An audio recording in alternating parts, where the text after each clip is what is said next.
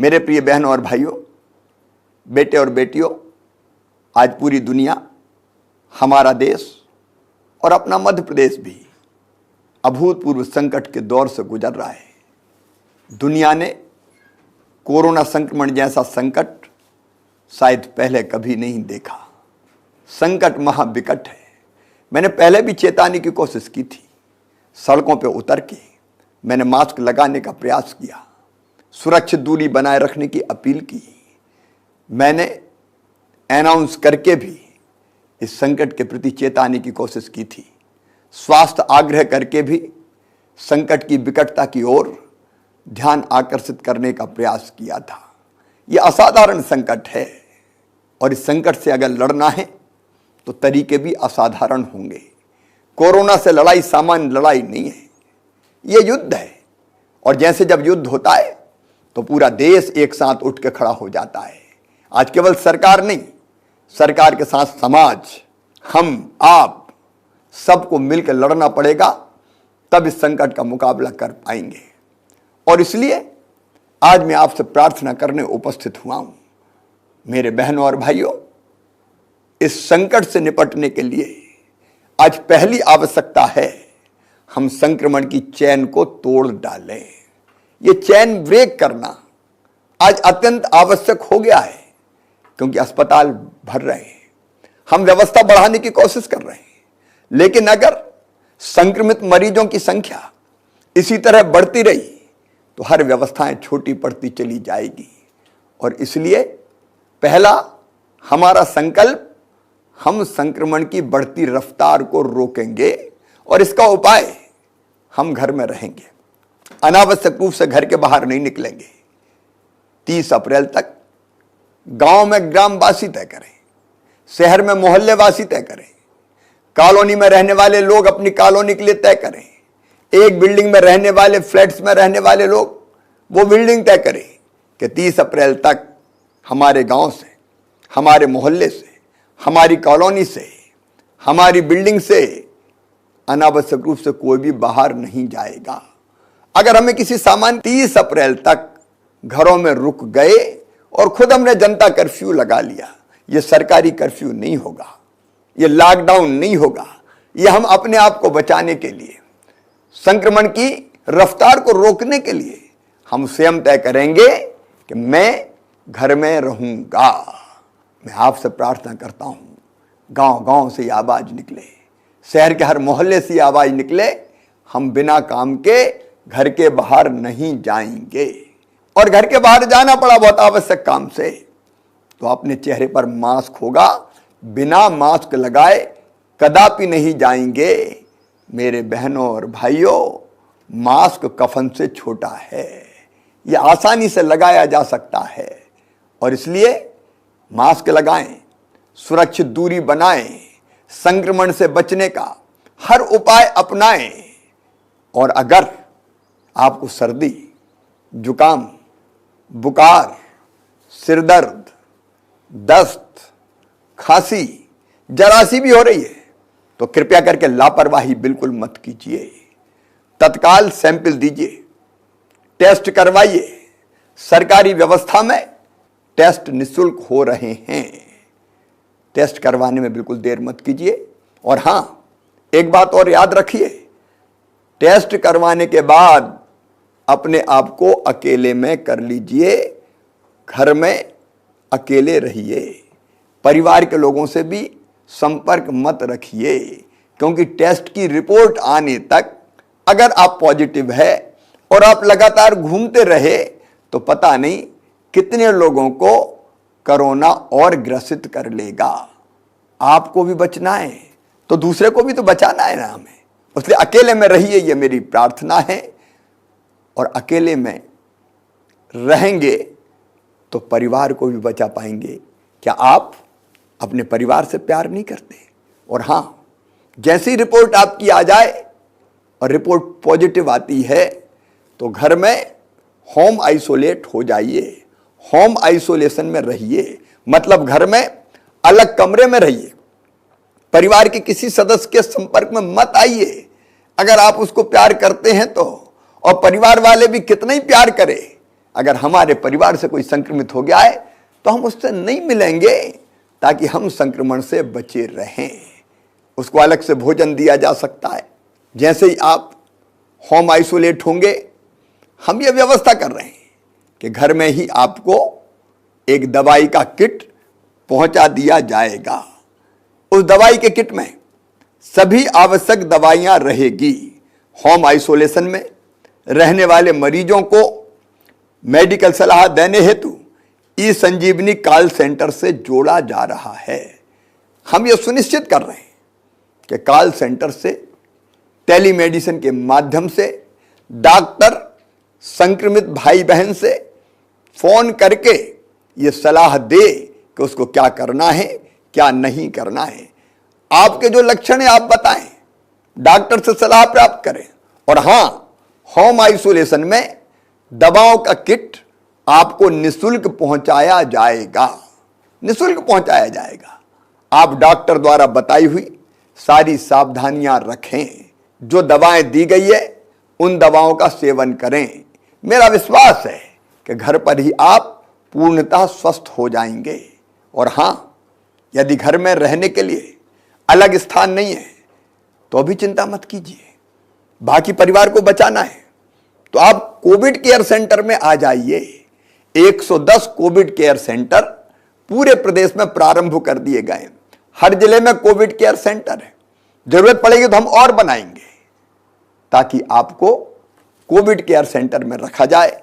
Covid care centre में doctor आपकी देखभाल करेंगे, स्वास्थ्य विभाग का अमला रहेगा, भोजन चाय नाश्ते की व्यवस्था की जाएगी और आप स्वस्थ हो जाएं, इसका पूरा प्रयास किया जाएगा। इसलिए घर में जगह नहीं है तो बिल्कुल संकोच मत कीजिए, कोविड केयर सेंटर में आइए। इसके बाद भी कोई समस्या पैदा होती है तो चिंता करने की जरूरत नहीं है, वहां से अस्पताल भेजने की व्यवस्था भी की जाएगी। लेकिन अगर इतना ध्यान आप रखेंगे तो अस्पताल जाने की नौबत नहीं आएगी। क्या आप इतना सहयोग नहीं करेंगे कि लक्षण आते ही आप टेस्ट करवा लें, इलाज कर लें, ताकि अस्पताल में भेजने की नौबत ही ना आए। अस्पताल में मेरे बहनों और भाइयों, बिस्तरों की संख्या हम लगातार बढ़ाने का प्रयास कर रहे हैं। सरकारी अस्पतालों में भी बिस्तर की संख्या लगातार बढ़ाई जा रही है। 1 अप्रैल को जहां हमारे पास कुल 21,159 बिस्तर उपलब्ध थे, आज उनकी संख्या बढ़ के 40,784 हो गई है। 30 अप्रैल तक इन बिस्तरों की संख्या बढ़ा के हम 50,000 तक पहुंचा देंगे। सरकारी अस्पतालों में बिस्तर की संख्या बढ़ रही है, प्राइवेट अस्पताल भी बिस्तरों की संख्या बढ़ा रहे हैं। हम प्राइवेट अस्पतालों को भी सरकारी भवन दे रहे हैं कि आप आइए, अपना अस्पताल प्रारंभ कीजिए। हर तरह की व्यवस्था में सरकार सहयोग दे रही है। और केवल प्राइवेट सेक्टर नहीं, अब तो स्वयंसेवी संस्थाएं भी अस्पताल बनाने आगे आ रही है। मैंने कहा कि संकट ऐसा है जिसमें सबको मिलकर लड़ना पड़ेगा। राधा स्वामी सत्संग व्यास इंदौर में अस्पताल तैयार कर रही है। हमारी लगातार कोशिश होगी हम बिस्तरों की कमी आपको ना आने दें, लेकिन संसाधनों की एक सीमा भी तो है। बीच में ऑक्सीजन की किल्लत पैदा हुई, चारों तरफ ऑक्सीजन की कमी के कारण एक विकट संकट हमारे सामने पैदा हो गया, क्योंकि अप्रत्याशित संख्या है मरीजों की। किसी ने कल्पना ही नहीं की थी कि ऑक्सीजन की इतनी आवश्यकता पड़ेगी। लेकिन प्रधानमंत्री जी से मैंने आग्रह किया, गृह मंत्री भारत सरकार से बात की, उद्योग मंत्री से बात की, स्वास्थ्य मंत्री से बात की, और आज मैं आपको आश्वस्त कर रहा हूं, अब ऑक्सीजन की आपूर्ति लगभग सामान्य होती चली जा रही है। 8 अप्रैल को ऑक्सीजन की आपूर्ति 130 मीट्रिक टन थी, जो 12 अप्रैल को बढ़ के 267 मीट्रिक टन हो गई। 17 अप्रैल को बढ़ के 390 मीट्रिक टन हो गई। और आगे बढ़ते हुए ऑक्सीजन की आवश्यकता को देखते हुए मैं प्रधानमंत्री जी को धन्यवाद देना चाहूंगा। 20 अप्रैल तक 445 मीट्रिक टन ऑक्सीजन हमें प्राप्त होगी, 25 अप्रैल तक 565 मीट्रिक टन और 30 अप्रैल तक 700 मीट्रिक टन ऑक्सीजन हमको प्राप्त होगी। हम ऑक्सीजन बनाने के संयंत्र लगाते चले जा रहे हैं। छोटे छोटे संयंत्र जो स्थानीय स्तर पर उत्पादन करे, उसकी कोशिश भी लगातार जारी है। ऑक्सीजन कंसंट्रेटर खरीद के हम एक पेशेंट को अगर सामान्य ऑक्सीजन की जरूरत है तो हम वो भी ऐसे पेशेंट्स को अस्पताल में प्रदान करेंगे ताकि उसकी आवश्यकता पूरी हो जाए। हर संभव प्रयास हम करेंगे। इसके साथ साथ एक और दिक्कत हमारे सामने आई और वो थी रेमडेसिविर इंजेक्शन की। मेरे बहनों और भाइयों, इंजेक्शन की मांग बढ़ती चली गई। मध्य प्रदेश में इंजेक्शन बनता नहीं है, उत्पादित नहीं होता, हमको बाहर से मंगाना पड़ता है। पूरे देश में इंजेक्शन की कमी के कारण चारों तरफ चिंता व्याप्त हो गई। हमने लगातार कोशिश की कि कैसे हम इस इंजेक्शन की आपूर्ति को सुचारू कर पाएं। मैं लगातार बात कर रहा हूं, भारत सरकार से बात कर रहा हूं, स्वास्थ्य मंत्री से बात कर रहा हूं, प्राइवेट कंपनियों से बात कर रहा हूं और बात करके हम आपूर्ति लगातार करते चले जा रहे हैं। हाँ, जितनी आवश्यकता है उससे अभी जो आपूर्ति है वो कम है, लेकिन हमारे प्रयासों में कोई कमी नहीं है। हमने प्राइवेट स्टॉकिस्ट को भी ये इंजेक्शन मिल जाए उसके लिए भी ऑर्डर दिलवाए हैं, ऑर्डर दिए हैं। सरकारी सेक्टर में भी हमारे पास इंजेक्शन आ जाए इसलिए प्राइवेट कंपनियों को ऑर्डर दिए हैं। अलग अलग दिन लगातार इंजेक्शंस आ रहे हैं। भरपूर कोशिश हमारी रहेगी कि इन इंजेक्शंस की भी कमी ना रहे, बाकी दवाइयों की कोई कमी ना हो। इसके प्रयास हम निरंतर कर रहे हैं, लगातार कर रहे हैं। लेकिन मेरे बहनों और भाइयों, मैं फिर कहना चाहता हूं, इस संकट से निपटने के लिए हम सबको एकजुट होना पड़ेगा। हम परिश्रम की पराकाष्ठा करेंगे, प्रयत्नों की परिसीमा करेंगे, कसर कोई नहीं छोड़ेंगे। लेकिन मैं सबसे अपील करता हूं, सभी राजनीतिक दलों के नेताओं से अपील करता हूं, मतभेद के और कई विषय हो सकते हैं, लेकिन संकट की घड़ी में मिलकर एक हो जाएं। धार्मिक संस्थाएं, सामाजिक संगठन, स्वयंसेवी संस्थाएं सब मिलकर आगे बढ़े, आगे आए। मुझे खुशी है कि कोरोना वॉलंटियर्स निकल के सामने आए हैं, जिनने अपने आप को रजिस्टर करवाया है कि हम इस संकट की घड़ी में प्रशासन और सरकार के साथ खड़े रहेंगे। और वो कोरोना वॉलंटियर बहुत अच्छा काम कर रहे हैं। अगर आपको भी सेवा के काम में सरकार और प्रशासन के साथ जुड़ना है तो आप 181 पर कोरोना वॉलंटियर के रूप में रजिस्टर हो सकते हैं। आपको हेल्प डेस्क पर काम दिया जा सकता है, जागरूकता पैदा करने के लिए काम दिया जा सकता है, मोहल्लों में जनता की सेवा करने का काम दिया जा सकता है। हम में से हर एक को किसी न किसी भूमिका का निर्वाह निश्चित तौर पर करना है। मुझे पूरा विश्वास है कि संकट बड़ा है, संकट गहरा है, लेकिन हमारा हौसला उससे भी बड़ा है। हम कोई कसर नहीं छोड़ेंगे और मुझे पूरा विश्वास है कि संकट आया है, लेकिन मिलके एकजुट होके अगर हम लड़ेंगे तो इस संकट को हम पराजित करेंगे। इस संकट के दौरान हमारी कोशिश ये रही है कि गरीब की रोजी रोटी चलती रहे, उसके सामने रोजगार का संकट यथासंभव पैदा ना हो, और अगर वो पैदा भी होगा तो चिंता ना करे, सरकार कोई ना कोई व्यवस्था जरूर करेगी, जिसके बारे में मैं फिर अलग से चर्चा करूंगा। आज मैं फिर एक बार अपने सभी बहनों और भाइयों से प्रार्थना करता हूं कि संकट की घड़ी में हम सब आगे आए, संक्रमण की चैन तोड़ें, खुद जनता कर्फ्यू लगाएं और संक्रमित अगर हो जाते हैं तो तुरंत इलाज शुरू करें ताकि अस्पताल जाने की नौबत ही ना आए। मुझे विश्वास है कि हम सबके प्रयासों से ये रैन अंधेरी बीतेगी, ऊषा जय मुकुट चढ़ाएगी, पतवार चलाते जाएंगे, मंजिल आएगी आएगी। संक्रमण का अंधेरा हम आशा और विश्वास के प्रकाश से दूर करेंगे।